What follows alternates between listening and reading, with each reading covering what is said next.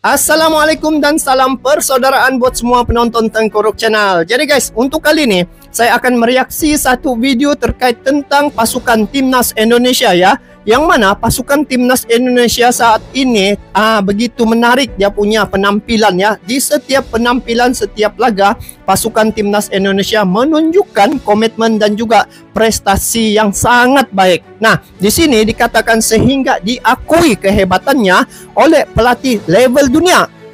Di sini dikatakan 7 perubahan bersejarah Timnas Indonesia di bawah Sintayong. Yang saya ingat betul adalah Sintayong telah mencetak sejarah ya, membawa Timnas Indonesia sehingga ke 3 peringkat label ya, yaitu label U23, U20 dan juga senior. Jadi ketiga-tiga peringkat ataupun tiga-tiga label ini zaman Sintayong dia telah berjaya membawa Timnas Indonesia ini ke peringkat Piala Asia. Ini satu sejarah yang telah dicetak oleh Sintayong sejak dia memimpin ataupun melatih pasukan Timnas Indonesia. Nah, kita dengar dulu apakah berita selanjutnya yang mana dikatakan diakui kehebatannya oleh pelatih level dunia. 7 perubahan bersejarah Timnas Indonesia di bawah Sintayong. Apakah perubahan-perubahan yang bersejarah ini? Ayo kita nonton dulu video ini. Jom. Sintayong ini saat kejayaan menentang Turkmenistan kan, yang baru-baru nih di Piala kualifikasi Piala Asia Grup K. Indonesia mendominasi ya di Grup K itu.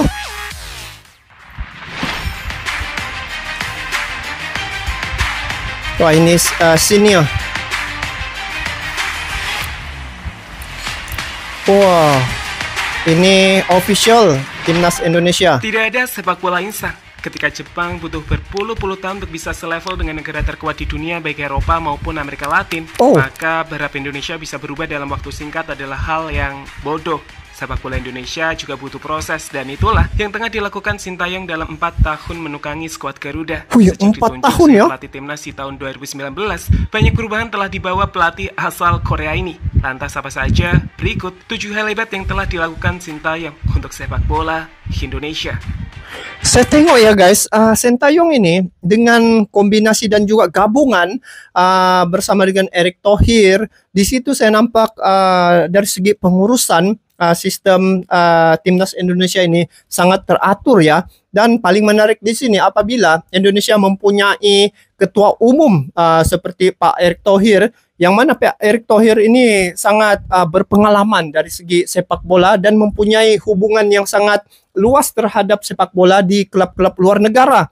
Lepas tu Sintayong pula dia ini seorang pelatih yang cukup berpengalaman dan telah terbukti apabila pengalaman Sintayong ini diserapkan ke atas pasukan Timnas Indonesia, menjadikan pasukan Timnas Indonesia saat ini naik peringkat guys. Jadi kita lanjut, apakah 7 perubahan bersejarah Timnas Indonesia saat Sintayong ini? Yuk kita sambung guys, jom. Sintayong. 7 perubahan Sintayong untuk Timnas Indonesia. Indonesia punya pelatih hebat, dan juga saya ingin sampaikan untuk Indonesia, teruskan performa baik ini untuk kebaikan mereka sendiri. Ini pelatih level dunia nih. Ini kayak yang dikatakan pelatih level dunia. Beberapa bulan yang lalu, usai pertandingan bersejarah antara Timnas Indonesia menghadapi juara dunia Argentina yang dimainkan di Gelora Bung Karno Stadion, skuad tim asuhan Sintayong memang kalah dari skuad La Albiceleste. Saat itu, gol dari Paredes dan juga Cuti Romero membuat skuad Garuda tertinggal 2-0. Tapi jelas, kalah dari juara dunia dengan skor 2-0 bukanlah penampilan buruk. Justru sebaliknya, Scaloni saat itu memuji performa para pemain di skuad Garuda dan memberikan pesan untuk melanjutkan performa baik itu untuk kebaikan sepak bola Indonesia. Tengok Indonesia, dia berani menentang pasukan label peringkat pertama ya dunia sepak bola. Jadi di situ dari segi dia punya kesan pasukan Timnas Indonesia, dia dapat meningkatkan dia punya motivasi dan keberanian serta berpengalaman ya, merasai bagaimana berlawan dengan timnas yang ranking pertama peringkat dunia. Jadi di situ membentuk motivasi pemain-pemain timnas Indonesia. Itulah pembentukan timnas Indonesia ini diserap ya. Ini adalah itulah saya nampak pola pemikiran Erick Thohir ini sangat tajam ya, sangat luar biasa demi untuk memajukan timnas Indonesia itu. Memang serasilah Erick Thohir dan juga Sintayong. Dengan gabungan ini sudah kelihatan saat ini Indonesia, wow, kalau dia bermain di lapangan memang bersungguh-sungguh dan banyak mencetak kejayaan ya. Begitu. Ayo kita lanjut. Ini perubahan bersejarah. Jarang-jarang nih mengundang yang mempunyai label pertama ya. Ujian dari pelatih juara dunia tersebut tentu sudah cukup untuk menggambarkan betapa baik skuad Indonesia di bawah Sintayong saat itu. Pelatih telah 4 tahun lebih menangani timnas Indonesia, telah menghadirkan banyak perubahan dan prestasi. Dan berikut diantaranya. Walaupun kalah 2-0 sebelum ini kan lawan timnas Argentina, tetapi itu satu pengalaman yang sangat baik dan juga memang tidak dapat dilupakan lah bila menentang tim label pertama ini, ranking pertama. Sebab bukan mudah ya untuk mengundang ranking pertama ini untuk macam match day persahabatan begitu. Tetapi Indonesia punya sepak bola ini begitu macam dihormati lah, dibagi penghormatan. Jadi yang label peringkat utama ini datang. Ini juga kekuatan yang saya lihat pada Erick Thohir. Macam mana dia punya kekuatan tuh mengundang ya, sehingga kan Argentina, yang mana Argentina ini label pertama ya, ranking pertama peringkat dunia, datang ke Indonesia. Jadi itu satu kelebihan pada timnas Indonesia di bawah ketua umum nih, Pak Erick Thohir. Ayo lanjut. Ranking FIFA. Peringkat ranking FIFA meningkat. Di tahun 2019, saat Sintayong mengambil alih kursi kepelatihan skuad timnas Indonesia, saat itu sepak bola Indonesia dapat dikatakan tampil sangat buruk. Di babak kualifikasi Piala Dunia 2022, Indonesia bahkan menjadi tim yang berada di dasar klasmen atau juru kunci di bawah Thailand, ini yang pertama nih, dan juga Malaysia. Secara ranking FIFA, Indonesia bahkan berada di ranking 175. Wow, sebelum ini 175 guys. Sejak Sintayong masuk dia pergi, sekarang ini 139 nggak? 139, 149. Lebih kurang gitulah. Tapi naik peringkat lah timnas Indonesia. Kita tengok dulu guys, ranking saat ini ya. Kita tengok ranking timnas Indonesia. Ranking timnas 2023. 146. Ini ranking timnas Indonesia saat ini berada ranking ke 146. Bayangkan daripada 175. Begitu banyak dia punya peningkatan ya. Ini bukti nih. Tapi semua berubah secara perlahan saat Sintayong mulai menangani skuad timnas Garuda. Kini dalam 4 tahun berlalu, meski sempat terpotong oleh wabah Covid, Indonesia telah berada di ranking 147 FIFA. Bahkan jika melihat performa dan permainan timnas, bukan tidak mungkin Indonesia layak berada di peringkat 100 besar FIFA saat ini, bersaing dengan Vietnam yang berada di ranking 95 FIFA. Naik ranking. Ini perubahan bersejarah timnas Indonesia bawah Sintayong.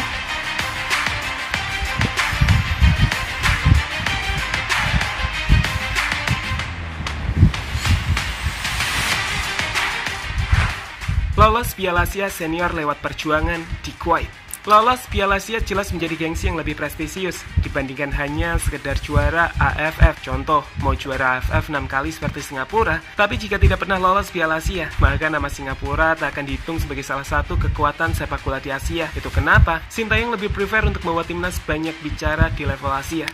Di timnas senior, skuad Garuda terakhir kali lolos ke Piala Asia terjadi pada tahun 2007. Itu pun lewat jalur hadiah karena timnas menjadi tuan rumah saat itu. Tapi Sintayong berhasil membawa skuad Garuda senior ke Piala Asia lewat jalur perang. Timnas berhasil menempati posisi runner-up di bawah Jordania dengan mengoleksi 6 poin dari 2 kali kemenangan yang didapatkan atas tuan rumah Kuwait dan juga Nepal. Oh, kalau sebelum ini jadi tuan rumah otomatis ya kelayakan, tetapi di sini apa dia Indonesia beda sudah. Dia akan berjuang untuk mendapatkan kelayakan itu. Biasalah kalau tuan rumah kan dia otomatis layak atau mana-mana kejuaraan. Tetapi saat ini Indonesia ada fight. Ini baru betul-betul nampak macam mana perjuangan timnas Indonesia itu. Memang mantap lah.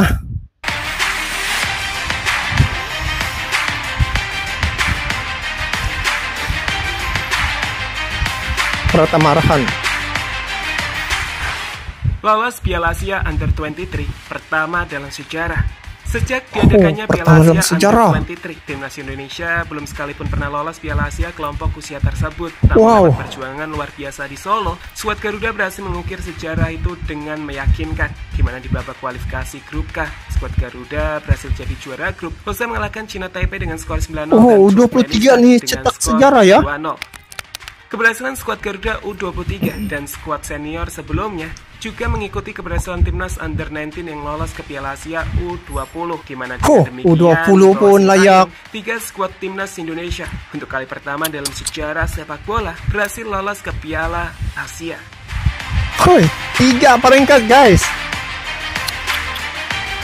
Betul-betul macam mana Sintayong membentuk pasukan ini? Mesti dia ada sesuatu kan? Munculnya deretan pemain muda berkualitas tinggi.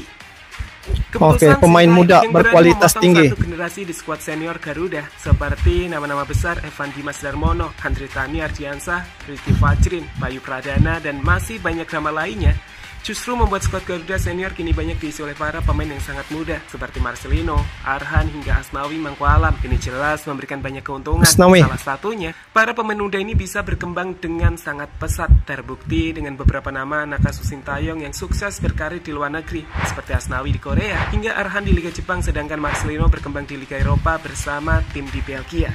Main Liga Eropa sudah. Banyak juga pemain muda lainnya yang punya kesempatan untuk berkarir di luar negeri karena performanya yang tak kalah bagus juga, seperti Sananta hingga Rio Fahmi. Ramadan Sananta.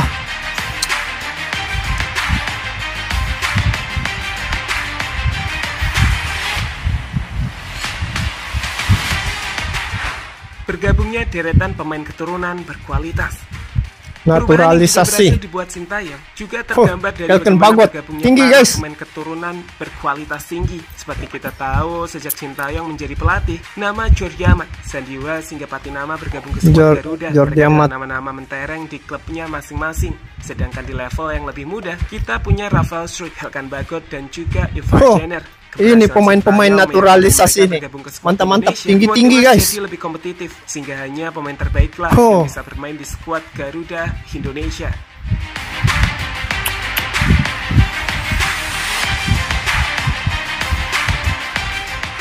Gaya permainan yang memukau.